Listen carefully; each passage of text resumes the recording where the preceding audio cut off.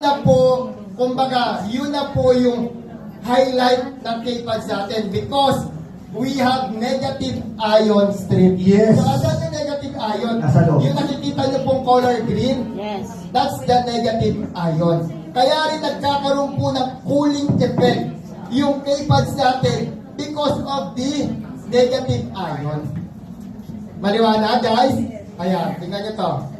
Kaya bakit ang bango din ng K-Pads natin? Yes, okay. Because of this one, yung cooling effect natin. Totoo guys, pwede rin to kapag meron kang lagnat, pwede mo rin itong pantapal kasi yun po yung nagagawa ng mga negative ion strip. So, pwede nyo pong hawakan. Sige, Pwede nga pantay yan. pass na rin sa kanya. Pwede Sa likod na, sa likod. So, pasimplihin ko sa inyo.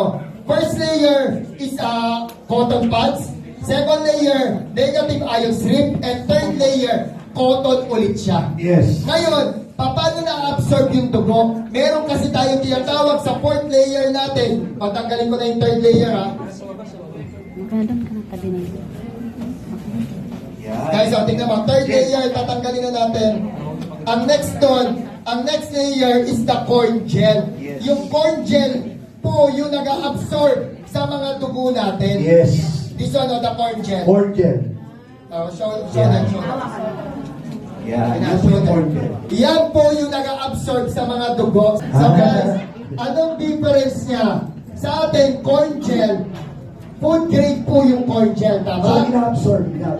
Anong difference sa ibang brand ng napkin? Ano yung absorbency nila? Ang tawag po sa kanila, yung absorbency po nila is silica gel.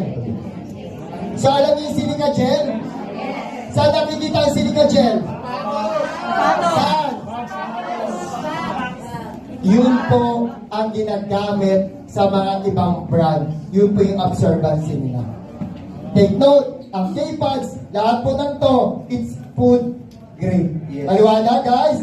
5th and 6th po, 5th and 6th cotton ulit yung ginagamit natin. Yes. So ngayon, GM, paano ina-absorb pa ng K-Pads yung mga lumalabas sa ating mga dugo? Ang kagandahan po dyan, talagang protection po yan. Kahit ilagay po natin yan, di ba? Ito pa yung natitirang dugo. Oh, look at this one, guys.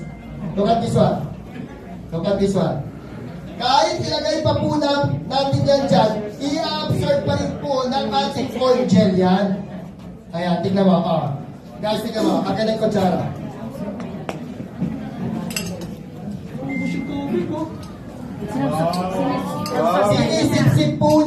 Sinisip-sip po niya yung mga natirang dugo. Nagigets nyo, guys? Nagigets nyo? Yes. Kaya hindi po kayo nagkakaroon ng tagos with K-Pads. Ganun po maganda yung K-Pads natin. Para pa po natin yung K-Pads. Ako niya, Team Aren, natututo tayo? Yes. Natututo? Yes. O, parang pa kayo naman yung K-Pads. Guys, O, Erwin, alam ko na. guys, wala nang natirang dugo kasi nasip-sip na ng K-Pads natin. Wala na kahit isang patak. Tama?